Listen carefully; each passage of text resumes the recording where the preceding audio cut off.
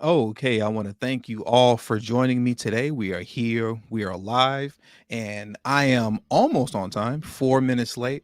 And with that, I will spare you the 5 minute timer because I'm not anticipating being here for too long. Hopefully, that's at least the goal to be relatively quick when it's not a Friday. But let me know if you all can hear me clearly. If you can hear me clearly, please drop a one in the live chat and then we can get today's show started. So just drop a quick one for me in the live chat and then we can get going.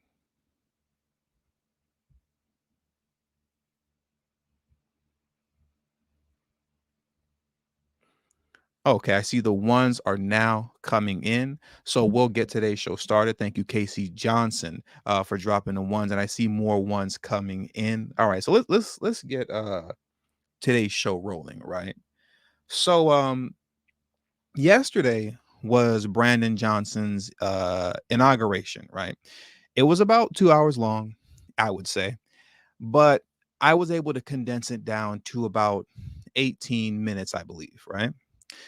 So you can look at this as kind of like the highlights of his inauguration. That's how you can kind of look at it. You can I'm giving you all the highlights, right? This is the Sports Center version of Brandon Johnson's 2 hour long inauguration. Now, the purpose of me presenting this to you today is so that you can get a visual of what I'm calling the Black Symbolism Festival, which is what his inauguration was. No group of people were more seen, heard from, and represented during Mayor Johnson's inauguration than Black Americans.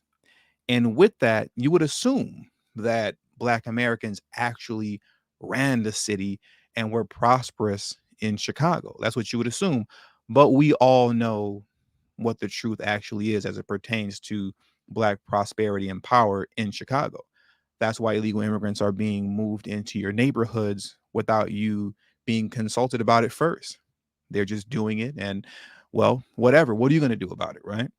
And that's also precisely the reason why this Black Symbolism Festival was so necessary, so that Black Chicagoans can feel included and they can feel empowered. So you can feel like you matter. And one of the things that you'll notice that'll stand out the most is that throughout this entire 2 hour ordeal, in no capacity were white Americans presented on the stage in any real shape, form, or fashion as it pertains to being seen, highlighted, and or being allowed to speak. And the reason that you didn't see them at all really represented on stage in any real capacity is because real power doesn't need to be seen. That's just the reality. Real power does not need to be seen. But when you're trying to convince a group of people, in this particular case, Black Americans in Chicago, right? Black Chicagoans, when you're trying to convince them that they are part of the system, that they are part of what's going on, that their voice matters, when you're trying to convince them of something that simply isn't true, well, then that's where the festiveness comes in of this Black Symbolism Festival, which is supposed to be Mayor Johnson's inauguration. So now what I want to do is start at the very beginning, right? And what you're going to see is a sequence of events in which you see Black folks speaking, Black folks talking, Black folks singing, Black folks dancing, Black folks being mentioned for all the great Black things they've done in the past. And it's all going to lead up in sequence to Brandon Johnson's lack of commitment, specifically and directly to Black Chicagoans. That's what it all leads to. And then we're going to dive deep into what Brandon Johnson had to say and what he spoke on during this event, right? So now, before we get started, please make sure you hit the like button. So far, there's 101 people, I believe, in here already. So please hit the like button, right? Hit the subscribe button if you're new to the channel, and make sure you share this video out on your social media platforms so that everyone knows that I am live right now. Now, give me just a quick second while I take a sip of tea, and then I will hit play on this video and we can get today's show started.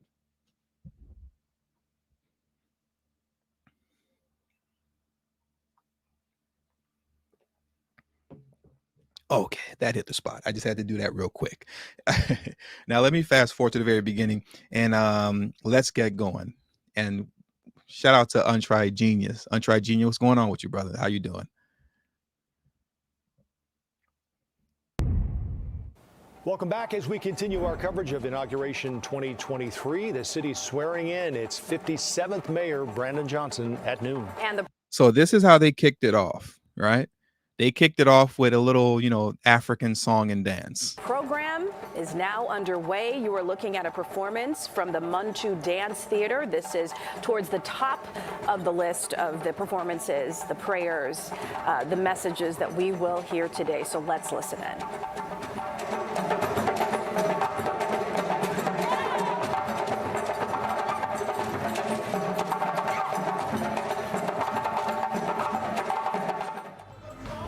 And now what we're going to get into here is the black choir, right? Because you can't have a black symbolic black festival without the black choir singing. So that's what we're going to get into next year. So you're watching the ceremony that is now underway with an upbeat performance. And now we have, I think they've flipped the first two items here in the program, yes, haven't they? I recognize that song. That is a famous gospel song. And it looks like that was how they were going to start the performance there, Joe, with some special music. And mind you, all of this is happening in sequence that I'm presenting to you so far, okay? This is all in sequence. The well-known Karen Clark Sheard, a gospel artist. Yes, after this will be the presentation of colors. Let's listen in for just another minute. Now, next is the Hyde Park Academy, JROTC, and that right? is Hyde Park Career Academy. And you're gonna see that it's all young brothers, and shout out to the young men. This is no disrespect towards them. They're just simply being used as pawns, unfortunately. But this is meant as no disrespect to these young men that are getting ready to hit the stage right now. I want to make that perfectly clear.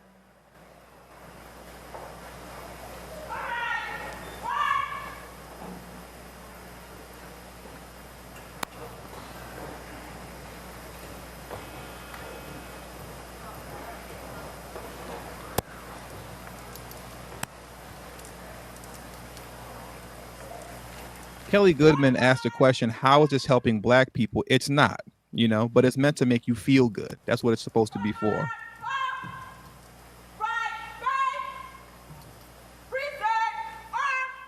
Now, what happened after the Hyde Park Academy JROTC hit the stage was a Hispanic woman. I think her name was Cassandra Figueroa. She spoke a little Spanish on stage for a minute, and then she proceeded to sing the national anthem. And then after the national anthem came the Black national anthem. So we'll get into that right now.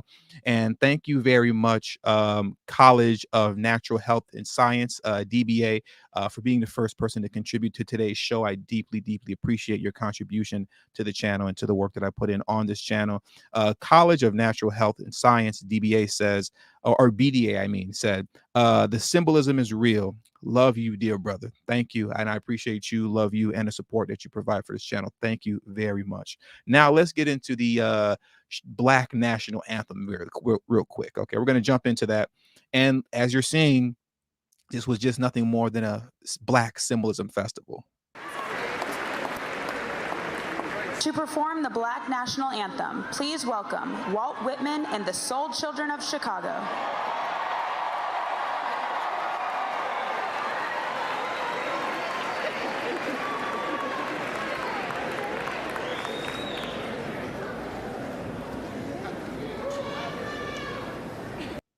I like what this brother just said right here. Abdullah Ali Muhammad, spiritual intoxication is one of the worst forms of intoxication, and you don't even have to take a drink. That is so true. And that's what this whole event was.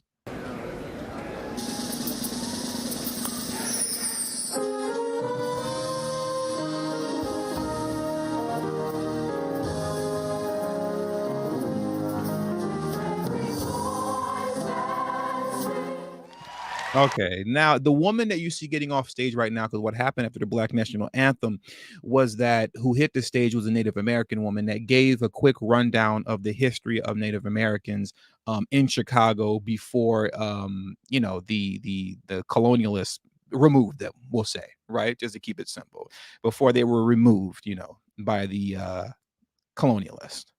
But then who came on stage next after that was Big Homie Lightfoot.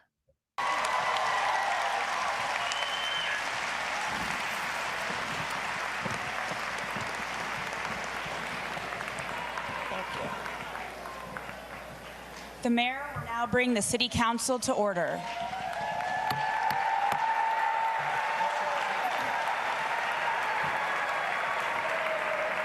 Ladies and gentlemen, welcome to the peaceful transfer of power.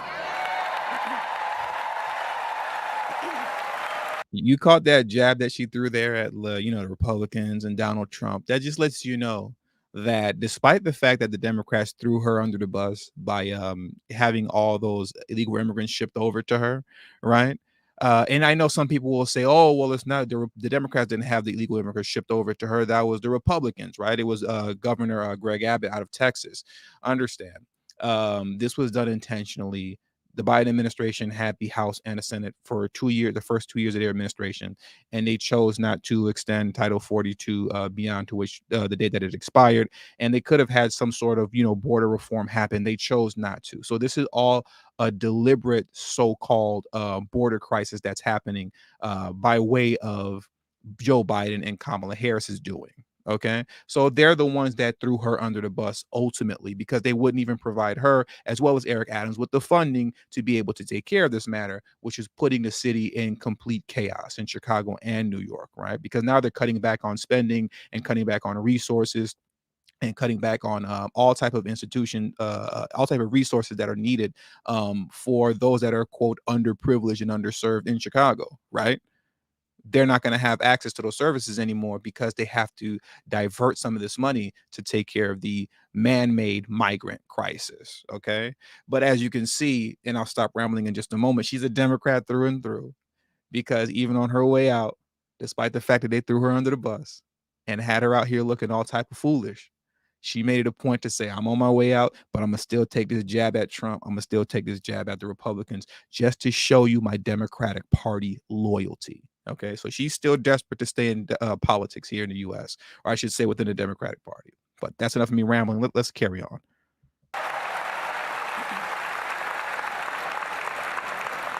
The City Council will now come to order. Please be seated. To deliver the invocation, please welcome the Reverend Dr. Otis Moss III.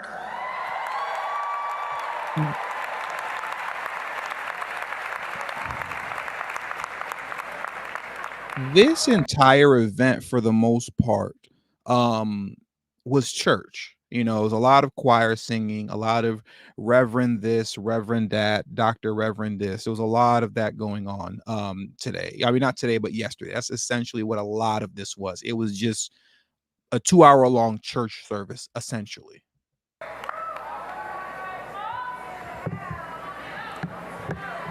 Let us bow our heads in prayer. You see, and once again, not to interrupt, but shout out to Sincere Love to God. He said, "Thank God for the text list, because YouTube on BS." So I take it that YouTube did not send the notifications out, despite the fact that this was up, out there, that I was going to do this live since, late last night. So if you haven't joined the text service, please make sure you text number 33222. Text TD Hip Hop to number 33222. Text TD Hip Hop, all one word, to number 33222. That way you can join the text messaging service, so that when I go live and release a video, you will get a direct text message to your phone with the link to the live stream and or to the pre-recorded video. You got to make sure you join that text service. Upon the land cultivated by the Ojibwe and the Odawa, in this city of big shoulders founded by a man of African descent named Dusabo, we, the citizens of this tapestry of diversity and mosaic of humanity, invoke the Holy Spirit.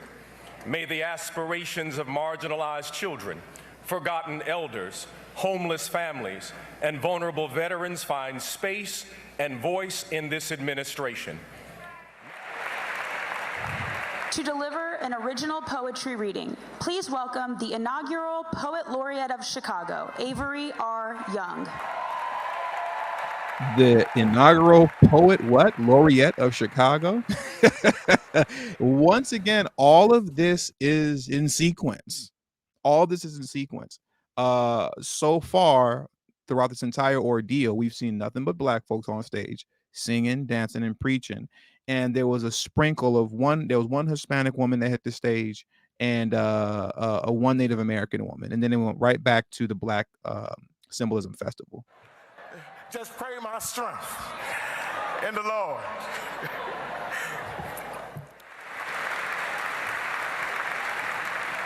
Now, after the little poetry slam that gentleman gave, a woman who is of the lineage of the people who Kanye West is having trouble with hit the stage, and she gave her piece, quote, bestowing the blessing. That was what she did. She bestowed the blessing, right? So once again, one Hispanic, one Native American, one individual who was a J, right? And the rest all black. Everybody else who was non-black, they spoke relatively quickly in comparison to all of the black folks singing and dancing and preaching that we've seen thus far, and that we're going to keep seeing up until we get to Brandon Johnson. And he's coming up fairly shortly. Please welcome City Clerk of Chicago, Anna M. Valencia, to present for the record. This is very important right here, and I want us to really pay close attention to this, because I have something to say. Obviously I have a lot to say, but as it pertains to this right here, I just pay attention to what we're saying. Now, I want you to take a serious look at this still shot right here, okay? And let me put the volume down. I'll let it play out a little bit while I'm speaking. Take a good look at it, right? What you're looking at right here is the future of black politics in Chicago. What you're looking at on your screen right now is black politics post 2030. Okay. This is something that I've spoken about in great detail in a live stream that I did. I believe it was in 2020 or 2021. If I remember correctly, that live stream was titled, oh boy, I do so much. I believe that live stream was titled, Black Americans will be politically finished by 2030. And I go into great detail into speaking on why that is, right? And essentially the long and short of it is that by 2030, in between all of the attempted to have a fast track to citizenship, and then also now what I didn't include back then, because what I didn't understand back then and what I didn't see coming was the non-citizen voting. And then you take into account also the so-called man-made migrant crisis that's happening, right? That I couldn't have foreseen coming in 2020, early 2021. All of this leads to a point to where numerically Black Americans in these major cities, as well as other cities in the South as well, because the South, you in the South, you're not excluded, but to a point to where numerically you are so outnumbered, right? You are so outnumbered that you will be completely politically finished. And every city, particularly in this case, since we're focusing on Chicago will look like Los Angeles, right? To where you have no representation at all, no serious representation, and no real shot at serious representation, right?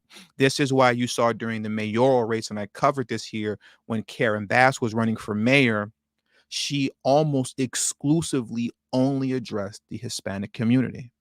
Almost exclusively only addressed them. I don't know how many of you remember that video, but she almost only exclusively addressed them only.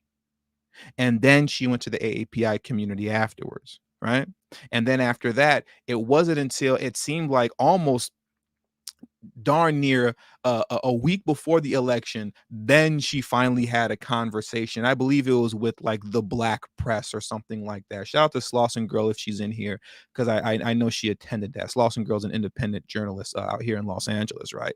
It wasn't until what seemed like the last week of the election she finally spoke to black folks, to black Los Angeles, because out here for the most part we've lost all our political power completely. All right.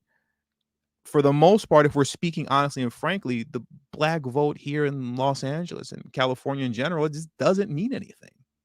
It's pretty worthless if we're being honest, right?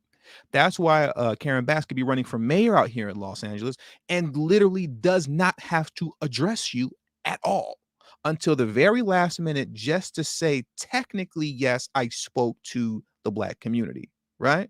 Just so technically I can say that, right? You can't say I didn't. But she didn't address you all, or at least us here in LA, until the very almost last minute to when the election was getting ready to start. And this is what you're going to see happen in Chicago. Another thing that I've covered thoroughly was the fight between the Hispanic caucus and the Black caucus in Chicago, the fight that they were going through after the 2020 census was released, and it showed that in Chicago, if I remember correctly, Hispanics now have a slight majority over the black population in Chicago, right? And with that majority, the Hispanic caucus wanted to rearrange the my mind is failing me right now. They wanted to rearrange the district. They wanted to redistrict the Chicago map so that the Hispanic caucus can gain more ground and could have more areas within Chicago, right? So that Hispanics can, in theory, have more representation since there's more of us here than black folks in Chicago, right? This lasted for, I think it was maybe close to a year, something like that. Maybe not a year, maybe 8-9 months, something like that. But close to a year, where they were fighting it out over how the map should look. And ultimately what happened in a nutshell is that the Hispanic caucus, they backed down. The Hispanic caucus said, you know what, we're not going to fight with the black caucus anymore over this. We're going to let you all have it. You can have your, the majority of the districts, right? You can take it how it is, just fine. And the reason for that is because they understood it was pointless to go back and forth with the Black caucus and then take it to a vote and keep extending all this energy fighting and going back and forth with them, because they know that once the 2030 census is released, metaphorically speaking, right, it's going to be a bloodbath as it pertains to how thoroughly you are outnumbered in Chicago when it comes to Hispanics versus Black Americans, right? And maybe that wasn't the best metaphor to use, but I think you all follow my drift, right? They're going to outnumber you by leaps and bounds. They have a slight majority over Black Chicagoans now. After the 2030 census comes out, forget about it. Forget about it. No competition, and they're going to come back for everything when it is time to redistrict Chicago. They are coming back for everything. So it wasn't worth the fight now. They said, you know what? Just wait till 2030. And when the census results come out and we're drastically overpopulating you, right, by probably 5% or more, we're coming back for everything. And that's what's going to happen. And this is going to be the future of Chicago politics. Joe Biden was not lying to you when he told you. How many of y'all remember when Joe Biden had that secret meeting that was somehow leaked, which it wasn't, it was deliberately put out, but they said it was leaked, where he told our so-called Black leaders, right, you're going to have to learn to get along with the Hispanics because they're going to be more than y'all. Remember when he said that? There's more of them than y'all. They're going to outnumber y'all. Remember when Biden said that? He said, don't worry about white folks no more. Don't worry. Hey, that black-white dynamic, that done came to an end. That's over with. That time done passed. It's past. Joe Biden literally told you, or told us, I should say, you're going to have to learn to get along and deal with Hispanics because there's going to be more of them than y'all. And that's just the fact of the matter, right? So that's enough of me, rambling on this particular portion right here. Let me play this video and we can carry. See, so, and just to piggyback a little bit on what I was just saying earlier, now the question becomes, how do we as a people fortify ourselves? How do we protect ourselves and fortify ourselves? Not from physical violence, but from political and economic violence. How? That's the question that must be asked.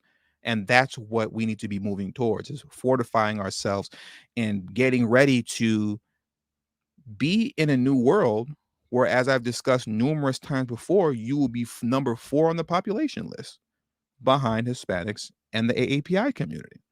What is it? By 2064, 2065, Black Americans will be overall in the United States number 4 on the population list. How do you survive that politically and economically speaking? That is the question. That is the question. Now, what we're going to get into next, what happened after Miss Anna M. Valencia spoke and was inaugurated in this event. A Muslim man came up and he delivered a speech. And then from there came a woman that hit the stage. I believe she's going to do a little gospel song. Her name is Karen Clark Sheard or something like that. To perform a special selection of music, please welcome Karen Clark Sheard, accompanied by the Destiny Worship and Praise Chorale and Rise Orchestra. Now, we're not going to listen to her sing, but what we're going to hop into next finally is Brandon Johnson.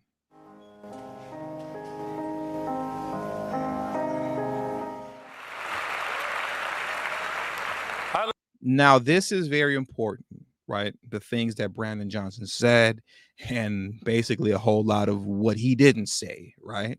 This is very important. And, I'm not going to say much right now. I'll just let it play and I'll let you be the judge of yourself of what you're hearing and how symbolic it is or isn't before I interject. And also, there are currently 315 of you all in here right now, if I'm not mistaken. So please make sure you hit the like button. If you haven't already, make sure you hit that subscribe button, hit the bell notification next to the subscribe button, obviously, if you're new to the channel, and make sure you share this video out on your social media platform so that everybody knows that I am currently live. And thank you very much, the 6'4", for your contribution to the channel. The 6'4" is the second person who contributed to the channel today, and I appreciate that dearly. The 6'4" says smash, smash, and smash the like button, y'all. Thank you very much, the 6'4", for your contribution to the channel. It's definitely appreciated and much needed. Now, let's get into what Mayor Brandon Johnson had to say. I'd like to thank Mayor Lori Lightfoot and her leadership of our city through turbulent times. Let us not forget that Mayor Lightfoot made history twice as the first Black woman and the first openly gay LGBTQ mayor. And in doing so, she broadened the imagination of so many young people across this city, including my daughter. Lori, I am grateful to you for your service and your sacrifice.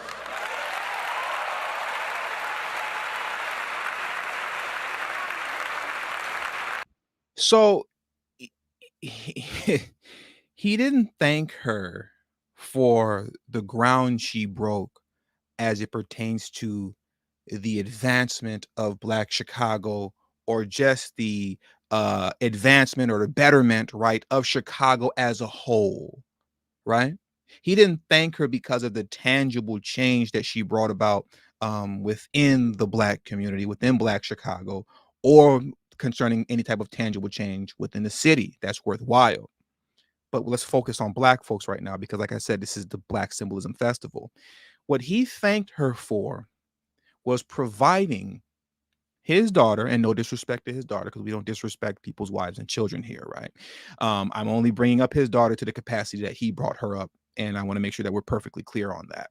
But he thanked Mayor Lightfoot, right, for providing inspiration, imagination, hope, and the ability to dream to essentially Black women across the city and Black folks at large in the city of Chicago and his daughter. Mayor Lightfoot, thank you, not for any concrete transformative change within the city of Chicago, not for any concrete transformative change within Black Chicago in any sort of Black progression or advancement. No, thank you for allowing us and giving us the ability to dream, to hope, to imagine, and to be inspired. Oh, Lord have mercy. Thank you. That's, I can't pronounce your name. Agricon, I believe it's spelled. If it's pronounced, for the super chat. You are the third individual to provide you're the third individual to show love to the channel today. Thank you very much. You stated that. Thank you for this awesome perspective on this inauguration, tdhiphop media. Thank you, and thank you very much for showing love to the channel. Okay, and also thank you as well to, I won't say the last name, but Cedric via Cash App, for showing love via Cash App. I thank you all for all the contributions that you give to this channel. It's definitely needed. It's necessary for me to keep doing what I'm doing. And also, you know, I don't take it for granted at all. So thank you very much. I'm very humbled by the contributions that you send to this channel and to the work that I do. But the symbolism doesn't stop here. Remember, hopes, dreams, imagination, inspiration, right? Now we're going to move on to even more symbolism, right? It's going to take it to another level beyond this point. And to my extended family here today, y'all didn't know how many cousins I had until I ran for mayor.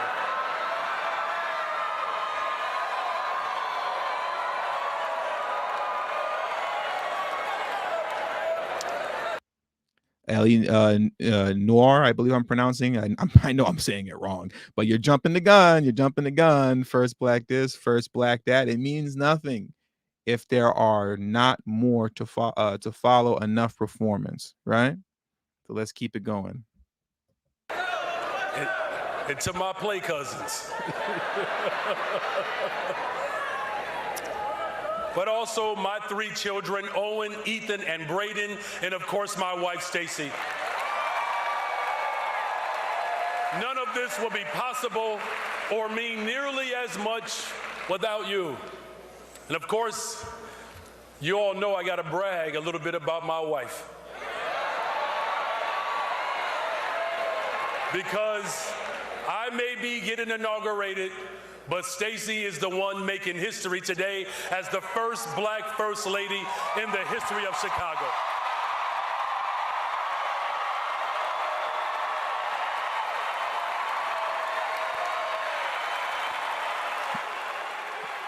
The first black first lady in the history of Chicago. Now, once again, this is not meant to be in any way, shape, form, or fashion an attack on his wife. I'm not speaking ill of his wife or his family.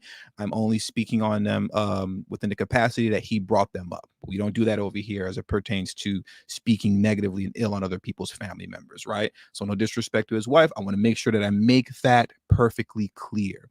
But this is just nonsensical, symbolic garbage. Who cares? At this stage in the game, what does it matter, right? The first black, first woman of Chicago. What does that even mean? He's selling black folks on more hoping, more dreaming, more inspiration, right? That's what you're being sold on. Nothing tangible, because I have nothing tangible coming your way. He doesn't plan on doing anything for Black Chicago. Until proven otherwise, he's just another Democrat like every Democrat before him. Sell you on hopes, dreams, inspiration, but deliver nothing tangible that you can physically hold, see, smell, or actually witness, right? That never happens coming from them. Exactly, sincere love to God. Fake progress is what it is.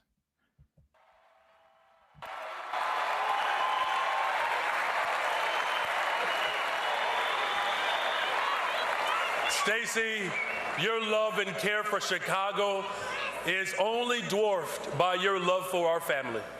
Thank you for everything that you do every single day and everything you will do for Chicago.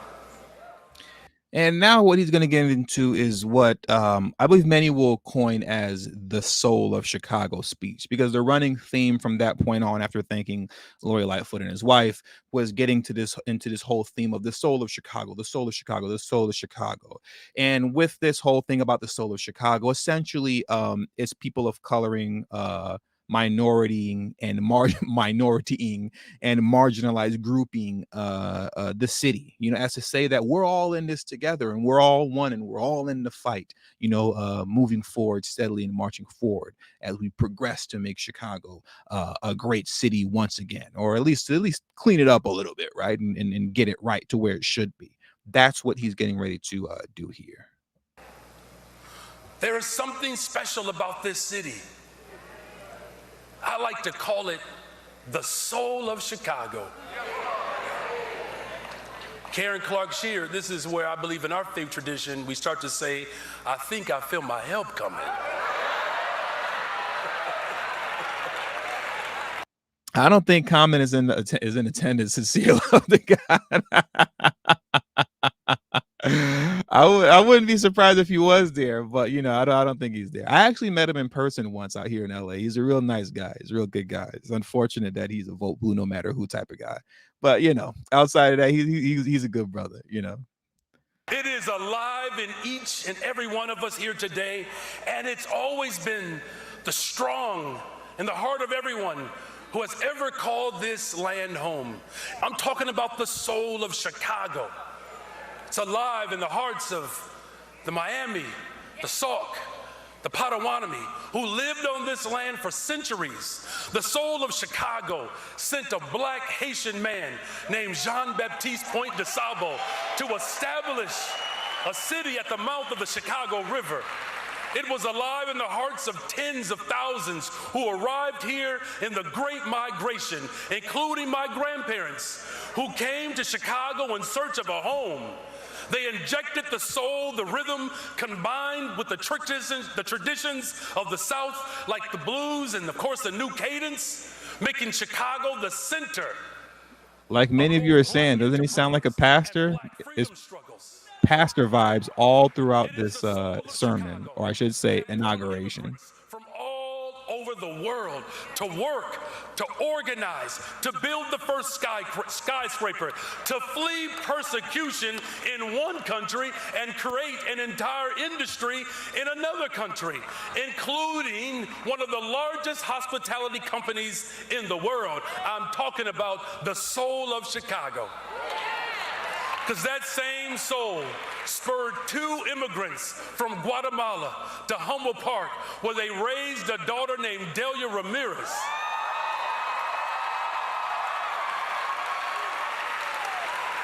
Who would grow up to make our city proud as a member of the United States Congress.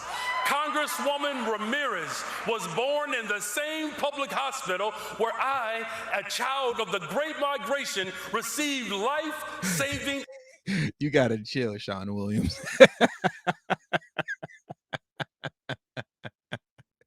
I'm not even gonna read that one out loud. Oh, man. Asthma treatment.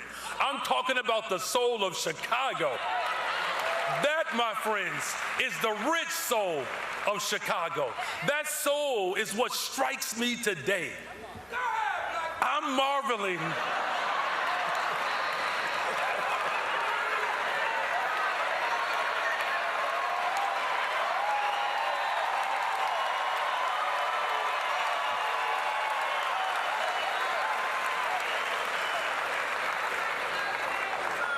Boy, Westsiders are everywhere.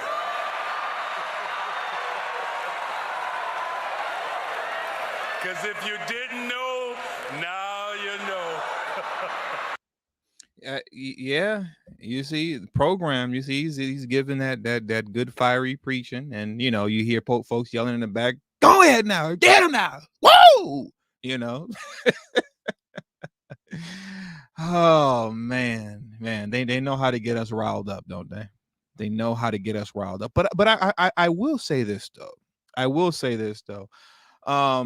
The people that you hear that are in attendance a lot of times in situations like this, a lot of this is the I guess not for lack of better terms, but if I may use a socialist terminology, the black bourgeoisie, right? It's the black elite, or some would say the black boule, that are in attendance that cheer a lot of this stuff on. Not to say that the general common everyday black individual isn't hypnotized by this type of speech, because we are, but as it pertains to events like this, it's really the black bourgeoisie, like I said, for lack of better words, that you see at these events doing all that hooping and hollering and screaming and yelling, right?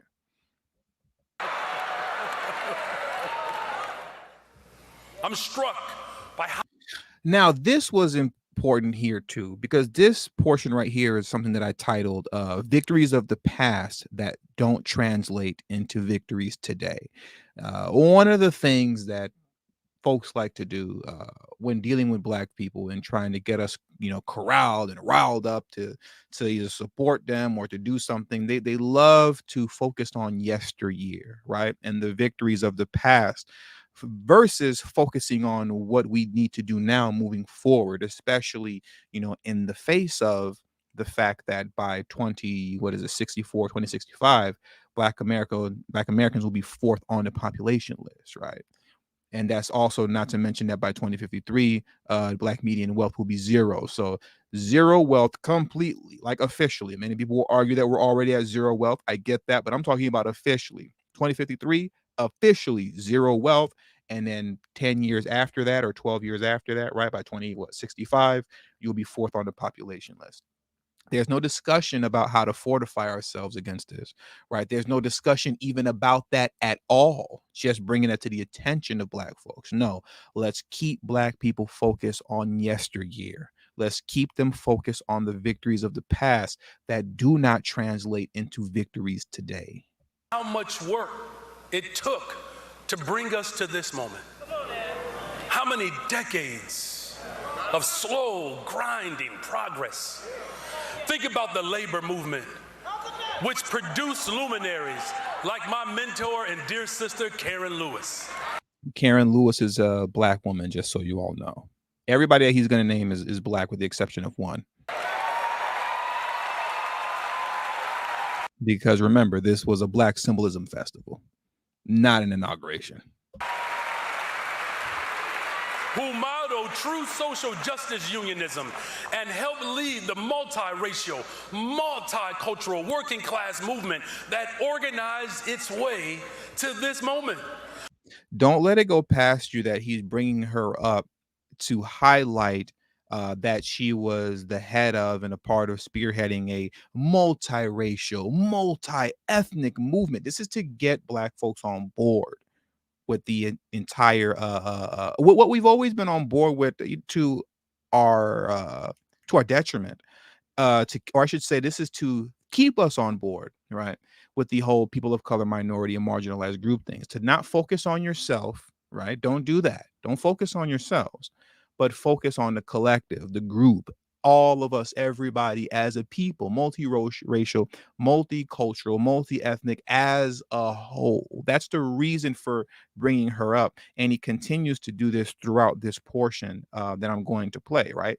Understand, when these politicians are speaking, nothing is by accident, nothing is by happenstance. Even when I speak, when you're in media, when you're in the public eye in any capacity, and what you're trying to do is convey message and sway people to have the understanding that you have, understand, when Brandon Johnson speaks, just like when I speak, I know exactly what I'm saying and why I'm saying it, and why I'm saying it the way I'm saying it. Okay? There's a meaning behind everything that I do and say, just like when it comes to Brandon Johnson, there's a meaning behind everything he does and says. Nothing is by happenstance. It's not by chance. He didn't just happen to, he's not just bringing these people up just because, and it just so happens that, they're leaders of these multiracial, multi-ethnic, multicultural movements, right?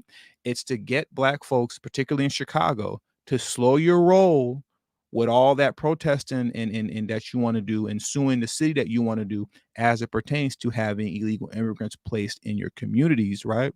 Without discussing it with you all first, right? And also taking resources that you all asked for and buildings that you all asked for in the city that your community activists asked for, and you were told no. But then when this man-made, so-called migrant crisis happened, now all of a sudden you're giving the resources and the money over there to them, right? Forget all of that. Stop with all that protesting, right? And stop with all that. What you gonna do for black folks in the city of Chicago? That's happening right now that they're trying to keep under wraps. Knock it off and get back on board with what you've been on board with this entire time. Like I said, to a detriment. Right? So let's carry on. The same labor movement that raised wages, established the 40-hour work week, and built the middle class in this city. From the civil rights movement, embodied by our very own brother, Reverend Jesse Jackson Sr. Remember, Jesse Jackson is who created what? The Rainbow Coalition. I'm trying to tell y'all, yeah, this man is good, but I'm just as good because I do this too, right? So he's good, and I'm the Rainbow Coalition. So you're seeing this continuous theme throughout this portion right here of get on board, black folk, with the people of color, minority, marginalized group train that you've already been on. You've been on it, but just make sure you stay on it. And particularly, he's speaking to black Chicagoans because, like we all know, we've seen a lot of protests are erupting in certain cities throughout the neighborhood, throughout Chicago, because black folks are pretty upset with the way that they're being treated right now.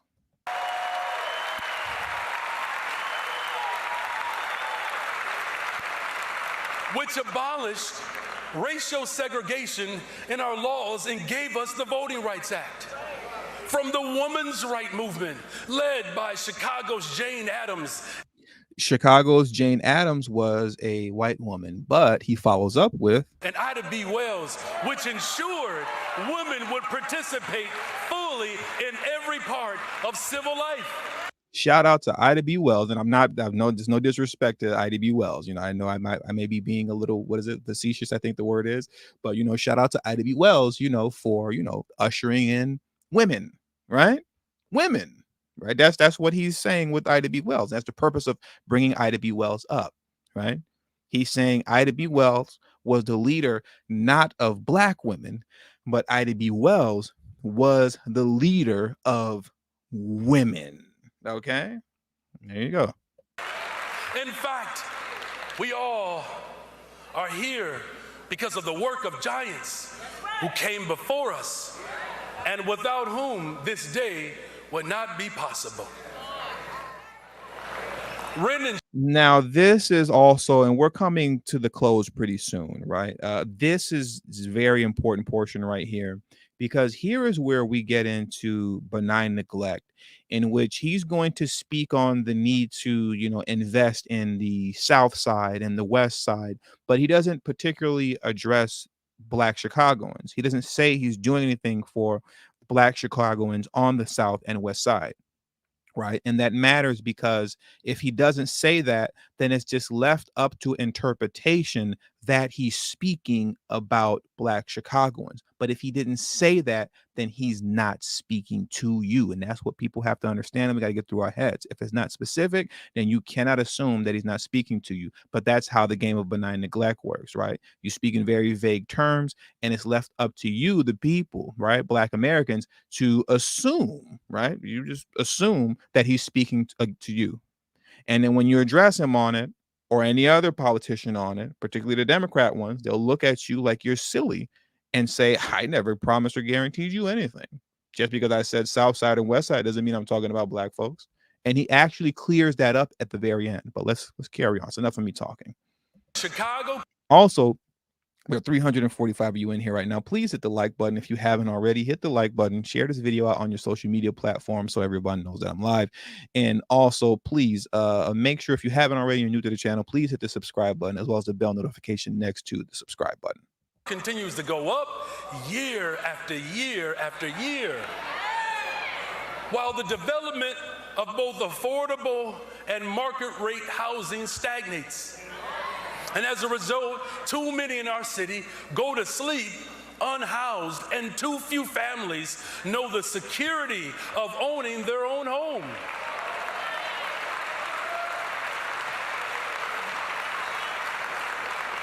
Our downtown commercial corridors still bear the scars of the pandemic, with higher vacancy rates and lower foot traffic. And of course, our neighborhoods, particularly those on the south and west side, have. I don't know what that means. And that's the attitude everybody when particularly those on the south and west side, and everybody goes, whoa, and they get all excited. I don't know what you're talking about, Brandon Johnson. What about the south and west side? I don't know what that means. I don't know what he's getting at because he's not specific. I don't know what this man is talking about right now. Still not tasted the fruits of the investments that they demand. Let me rewind that back. Those on the south and west traffic, and of course our neighborhoods, particularly those on the south and west side, have still not tasted the fruits of the investments that they demand and deserve.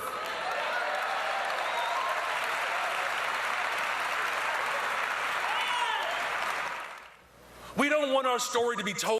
Now, here it comes. Now, remember what he just said, right? Let me check my notes, make sure I'm on track with what I'm trying to say. Yes, okay. So now, remember what we just heard and what we just listened to, right? What's going to come next is that, remember, when he spoke on the south and west side and you heard, come on now, come on, you know, it was left up to your interpretation that he's speaking about Black Chicagoans, right? I don't know what he's talking about because he didn't say you. He didn't say Black Chicago, but, you know, the south and west side, I don't know what that's supposed to mean. But now he's going to be very specific as he carries on and speaks on, quote, those seeking asylum, quote, those seeking refuge, right? That's very specific because everybody knows who that is. There's no doubt about who's seeking asylum and seeking refuge. He's going to be very clear when it comes to prioritizing those seeking asylum and seeking refuge. But when it came to you, he didn't say nothing. That we were unable to house the unhoused or provide a safe harbor for those who are seeking refuge here?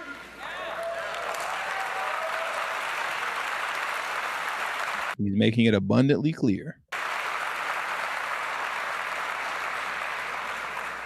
Because there's enough room for everyone in the city of Chicago, whether you are seeking asylum or you are looking for a fully funded neighborhood.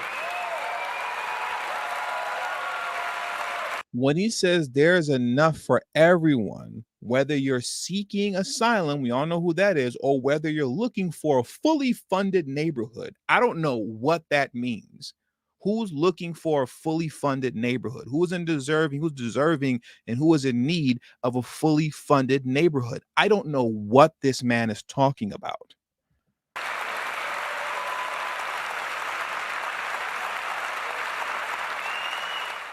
Now, just in case, him saying the south side and the west side, just in case that was a little too specific, which it wasn't, but just in case that was a little too specific, and just in case him saying, you know, we're gonna, you know, something about what I just said about fully funded neighborhoods, just in case these things were a little too specific, he's gonna clean it up right now in a matter of like 5 seconds. We don't want our story to say that we did not invest in all of the people and all of the communities that make our city great. And just like that, he erased everything that he said. That's how politics work. Just like that, he erased everything that he said. Let me play that again. Let me play it one more time.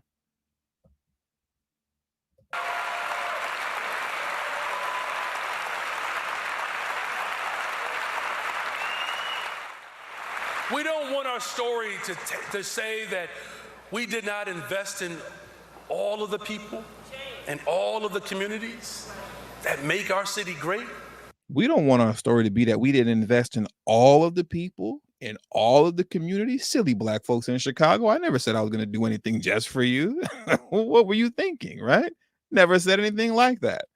By the end of my speech, I sat here and told you all this is about all of us, for all the communities, right? And for all of the cities, all of the neighborhoods, all of the people here in Chicago, right?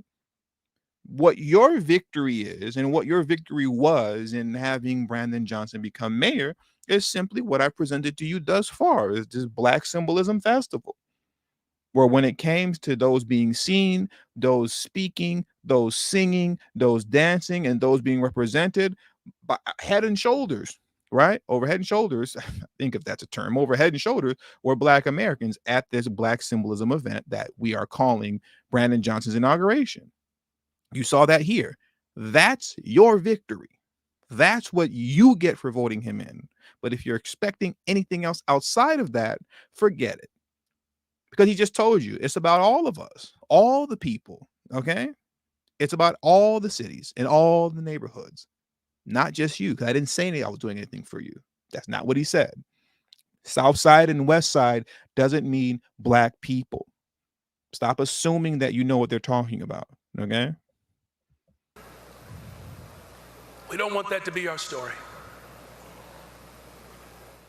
And we're gonna round this out and we're gonna end this off with a little bit of preaching right now, right? So who's gonna step and hit the scene? Who's gonna hit the stage last? It's another brother by the name of Reverend Jonathan E.L. Brooks. As we all saw, this entire inauguration, the Black Symbolism Festival, was essentially one big church service for the most part as well, right? So he's going to end it off. So let's hear what he had to say. To deliver the benediction, please welcome the Reverend Jonathan E.L. Brooks.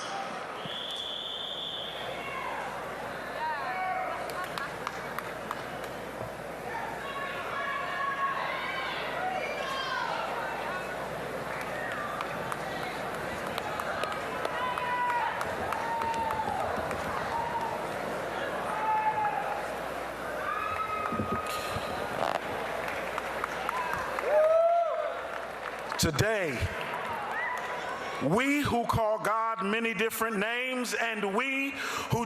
Listen, let me tell you something, man. Where my Hebrews at, okay? Only my Hebrews gonna understand me, My Hebrews gonna understand me right now. Yeah, okay? The moment this reverend, right? Brian Brown, I think you Hebrew. You got all the little the letters and stuff up there. I think Brian's Hebrew. Where my Hebrews at? I need a couple hands raised. Where my Hebrews at? Where is what's the word I'm looking for? The true Yahudim. Where's the true Yahudim at, right? Raise your hand. Where y'all at, right? Because the moment this reverend, got on here on this stage, shout out to Monique Robinson. Shout out to my Hebrew. Shout out to the true Yahudim. Okay. Shout out to the real Yahudim. Okay. The moment he got on stage and said, to all of those who call God by many different names, you already knew what time it was. Okay. What all gods by many different names? That's that book of Revelations. Okay. He's laying out the beast system. All right. That's what's going on. That's that one religion that he's laying out. What gods by many different names? Ain't no gods by many different names, but yeah. All right. That's it. But he over here with that book of Revelations talking about some gods by many different names. That's that one religion nonsense that he's trying to push. Okay. I'm just shout out to my Hebrews. Y'all know what's up. Y'all know what time it is. Y'all know what I'm talking about. Okay. But I'll let it go and we'll keep it moving. All those who call God by many different names. You a reverend, you're supposed to be some sort of Christian talking about all those who call God by many different names. Ain't number one God, right? At least that's what he's supposed to believe if he's a reverend. Anyways, let me get off my soapbox. Shout out to my Hebrews, though. choose not to call on God today. We who call God many different names, and we who choose not to call on God at all Chicagoans of diverse neighborhoods, races, sexual orientations, and language. Hey, I'm done with this, Reverend. Those who call God by many different names, those who choose not to call on God at all, those who go by different sexual orientations. All right, my man. You laying out the beast system for real. That's that book of Revelations. I'm trying to tell you. I'm trying to tell you. I don't know what type of reverend this is. Oh man, I don't know what type of reverend this is. Deneen Grant said over it, and I am too. So I will leave it there. I want to thank you all for joining me today. With all that being said, that does it for today's show. Man, we went over. I really was trying to speed through this and get it done in about 30 minutes. We over here an hour. Friday might have came early for y'all. I'm just saying. I don't know if I'm gonna do a Friday show now. But anyways, man, make sure you hit that like button on your way out. Please make sure you do that. Subscribe to the channel if you haven't subscribed to the channel already. Thank you all for those of you who contributed financially to the channel today via Super Chat and Cash App. That is always appreciated. Is definitely needed on my part. I thank you for rewarding me in that way for the work that I put in on this channel. I think I said subscribe already. Make sure you text tdhiphop to number 33222 because Sincere Love to God just showed you guys earlier in the broadcast that the notifications, they weren't really going out like that, but since he's part of the text notification group, he got the text and that's how he knew that I was live. Okay, and that pretty much wraps it up. Also, make sure you join the Telegram group as well. The link is in the description box below. And I think that's it. I may or may not catch you guys this Friday at 1 p.m. Pacific Standard Time. I may or may not, because you already got your hours worth. Your Friday came early, but we'll see. I'll catch you guys later. Peace.